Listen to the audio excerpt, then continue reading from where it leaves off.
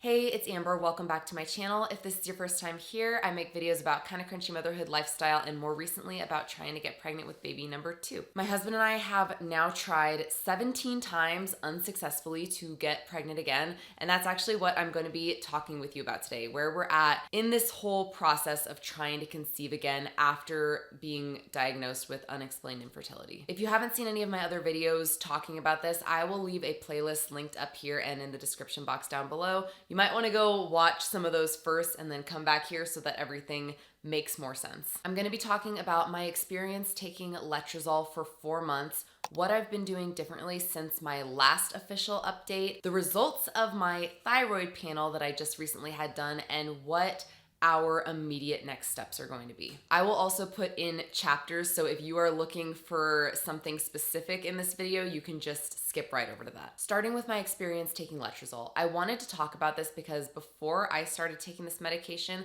I was looking for videos like this, just other women talking about what their experience was, and I didn't find that many, and the ones that I did find were like mostly 5+ years old. I've taken letrozole, which if you don't know is an ovulation induction medication. Like it makes you ovulate, which I was already ovulating on my own beforehand, but this was what my OB thought would be a good first step. I think that her thought process was that it might get me to ovulate multiple eggs, which would give us potentially a better chance of conceiving. The first 2 months I was taking 5 milligrams, and then the last 2 months I took it, she upped my dose to 7.5 milligrams. The first month I took it was pretty normal. I ovulated, I believe, on cycle day 15, which is about when I was ovulating on my own anyway. The only thing that stood out to me as being abnormal during that first cycle is that my basal body temperature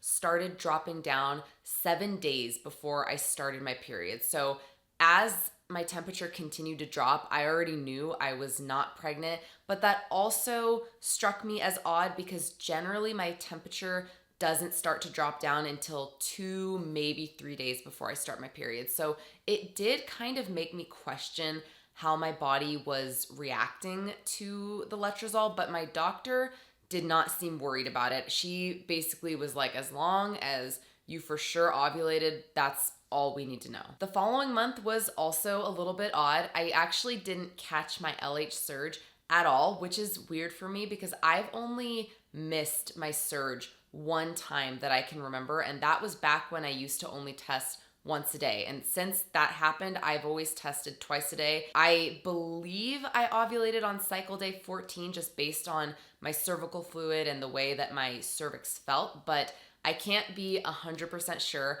I also decided to use a progesterone cream that cycle, and I've used it before a couple of times, not consecutively, because every single time I use it, it makes me think that I'm pregnant when I'm not, but I did decide to use it because of the fact that my temperatures during my first cycle on letrozole were dropping so consistently. So I thought that maybe using that cream would like give my body a little extra boost. And my temperatures did rise up, and they were like low overall, but they did stay elevated for longer, except 4 days before I started my period, my temperature dropped down for 2 days. The next 2 days before I started my period, it spiked back up. So I did not take a pregnancy test, but I really thought I might be pregnant because that is kind of on par for a pregnancy chart where your temperature might have like a little, like where it goes up after you ovulate, it might have a little tiny dip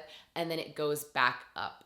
But I did still start my period. During my third cycle on letrozole, I did end up getting a positive LH test. So I believe I ovulated on cycle day 14, but this cycle, I pretty much stopped temping after I confirmed that I ovulated with my temperatures. I did temp on 7, 11, and 12 DPO just to make sure that my temps were still elevated, and they were high enough that I knew I ovulated, but still low overall, especially on 11 and 12 DPO, because that's usually when my temp would be at its peak, and on both days it was 97.43, I think. And at that point, that's usually when my temperatures would be in the high 97s, if not the low 98s. The only thing that was different about the fourth cycle on letrozole, which was also the second cycle at that higher dose, was that I experienced relatively intense ovulation pain. I ovulated on cycle day 15, and I've experienced mild ovulation pain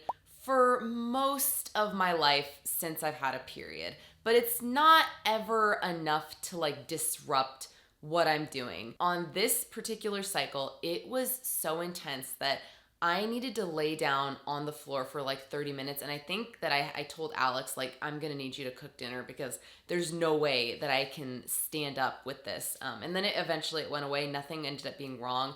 But unfortunately, I still did not get pregnant during that cycle. Two things that I should mention about all of my cycles on letrozole is one, that other than the slightly more intense ovulation pain that I had that last cycle, I have not experienced any side effects. And I bring this up because I've heard some women talk about how they take the pill at night so that if there are any side effects for them, they would basically sleep through it. And I have done that. The first cycle, I took the medication every single night, but I have also since then taken it in the afternoon, and those last two cycles, I would just take it first thing in the morning without any issue. And that's not to say that if you're taking or you're going to take letrozole that you won't have side effects. That has just been my experience. The other thing is that my luteal phase has been extended by about a day or two since taking letrozole. Before letrozole, it was usually around 12 days, which is good, but I think 14 days is considered more ideal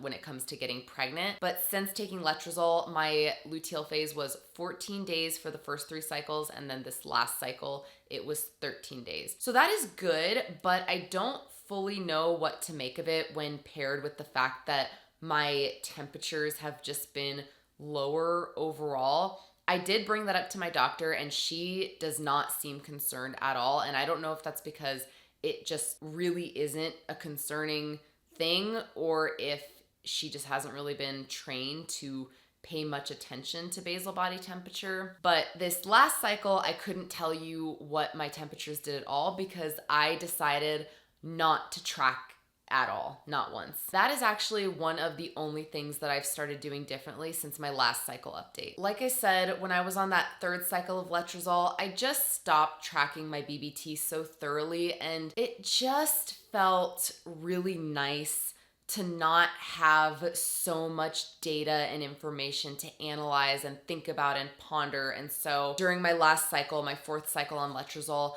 I just went full force, and I mean full force. Like, I was not tracking my cervical fluid, I was not tracking my cervix, my temperatures, nothing, and it was actually really, really nice. I've also been getting better sleep since I stopped tracking my temperatures because I use a wearable device. This is it. I think that during my luteal phase in particular, I would start going to bed kind of anxious, just wondering what my temperature was going to be the next day. So I would have a hard time going to sleep, but also because this device you wear on your wrist, it tracks your temperature throughout the night.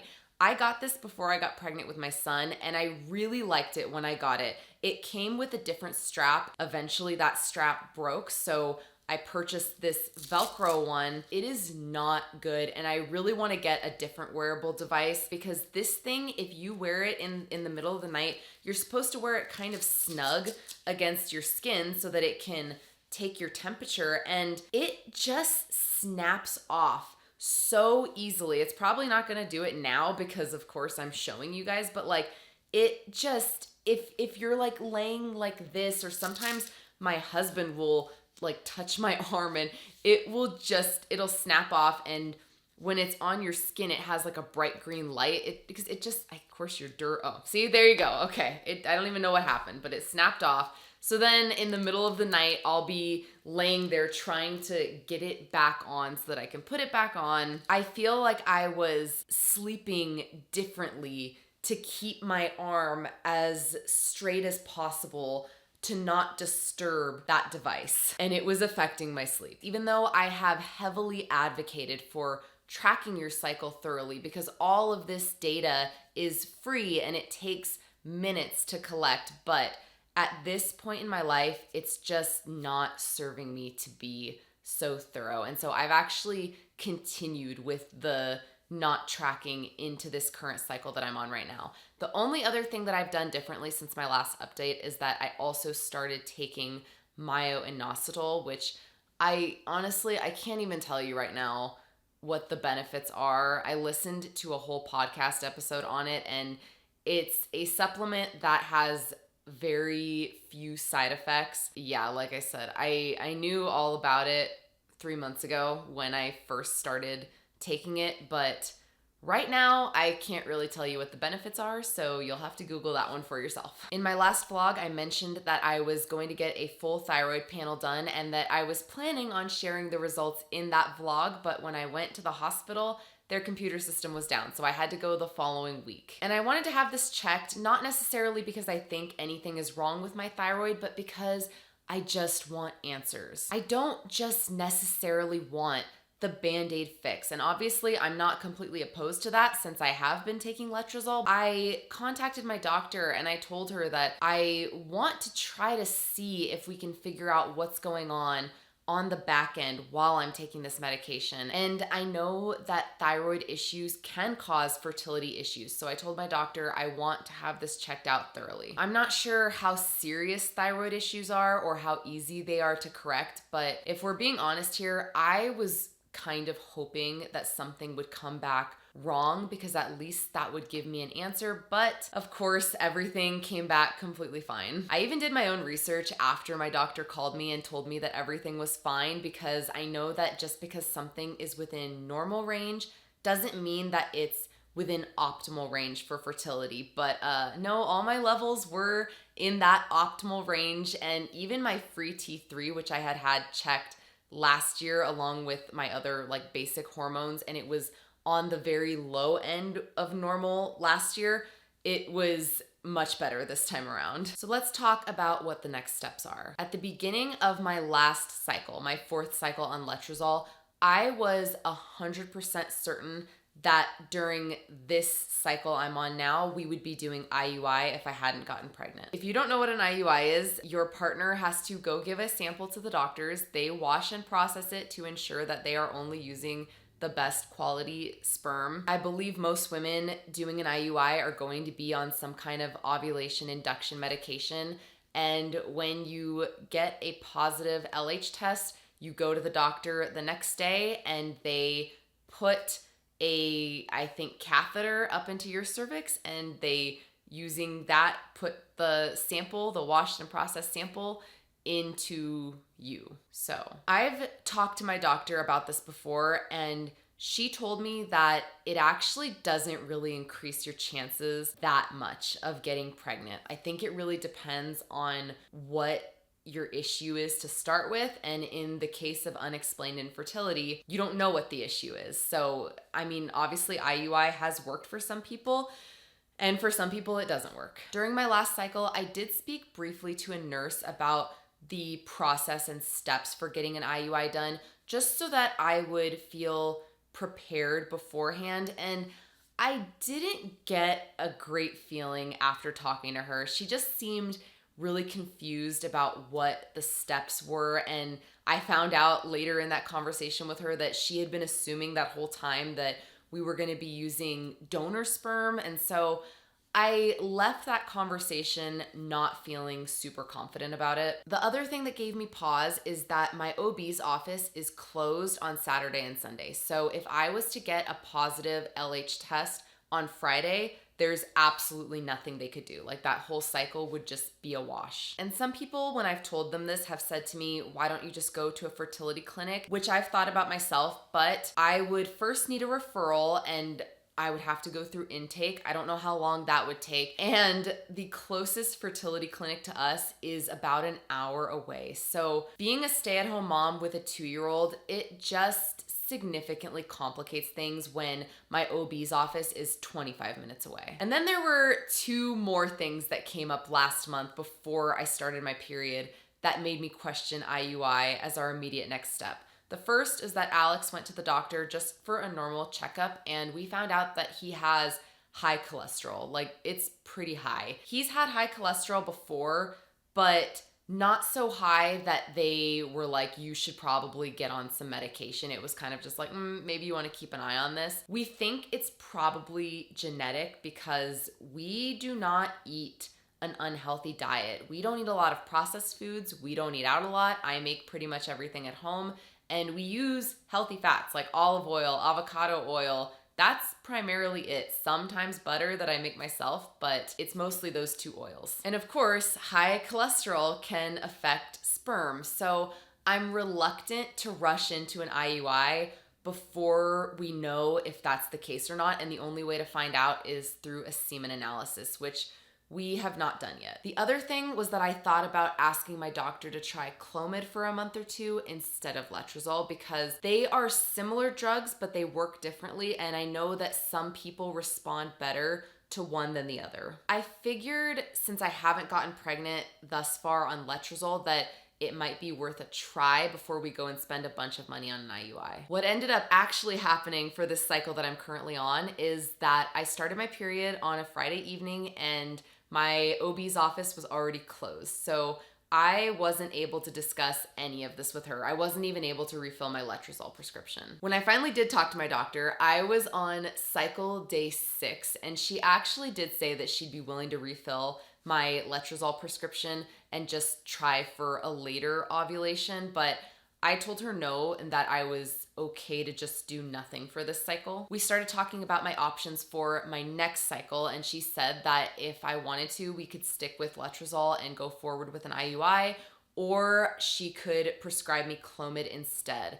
And she said, I just need you to be aware that with Clomid, there is a higher chance of multiples, and there is also a slightly higher chance of ovarian hyperstimulation syndrome. She also said that she's not 100% sure what I'm hoping to achieve with Clomid since we already know that I'm ovulating successfully on letrozole, and if I have PCOS, letrozole is the preferred medication because I have such a high AMH. And to that, I was like, oh yeah, I want more labs done as well. I told her I want my DHEAS checked because I've read that if that's high, that can also signal PCOS. And she responded, she's not sure if it's worth checking because of the fact that I'm already on the best ovulation medication for PCOS. But I asked her, if we were to find out that I for sure have PCOS, is there a treatment for it other than just letrozole? Like, is that even a treatment at all? And she said that metformin is often used as a treatment for PCOS. So I was like, okay, then yes, I want to get that checked so that at least we can maybe confirm if I have it or not. I also asked to have my B12 levels checked because I'm reading the book It Starts with the Egg right now, and that's one of the first things that the author recommends having checked. I'm all for it because that's such a simple test that could tell me if I'm possibly deficient, and if I am deficient, that's a really easy fix that could significantly improve my chances of conceiving. So my doctor was like, okay, well, if we're gonna get all this checked, then let's add on testosterone because that is another potential marker for PCOS, as well as vitamin D. I did actually have my vitamin D checked last year as well, and it was fine, but I'm not opposed to having it checked again since that was last year. At this point, I'm not 100% sure what we're going to do next month, but I'm glad that I decided to do nothing this month because it gives me plenty of time to think about it and to weigh our options. I'm kind of leaning more towards Clomid at this point for a month or two at least. My main hesitation with that is that there is a slightly higher chance for ovarian hyperstimulation syndrome because of the fact that I had that painful ovulation already and I have a high AMH. Risk-wise, I would feel more comfortable with the letrozole combined with the IUI since I've already been taking letrozole, but I absolutely do not want to go through with that until I know that my husband's semen has not been affected by his high cholesterol and that I don't have PCOS or a vitamin deficiency, because I would hate to go through with it and spend all that money just to find out like, oh yeah, you do have PCOS and like that's probably why it didn't work or something like that. So that's why I'm leaning more towards Clomid right now, but I will for sure update you when I know exactly what route we're taking. I was really hoping that I would feel more clear on a path forward. I guess I did in the fact that I felt very at peace with doing absolutely nothing this month other than just trying like normal. If you've had any experience with anything like this, I would love to hear about it in the comments down below. It's always good to hear from other people who have either gone through this or are going through this. And I am here for you if you are going through this, because it is so challenging and it's just something that nobody can prepare you for. Thank you so much for being here and for your support. I hope that you are having a beautiful day, and I will see you in the next one. Bye.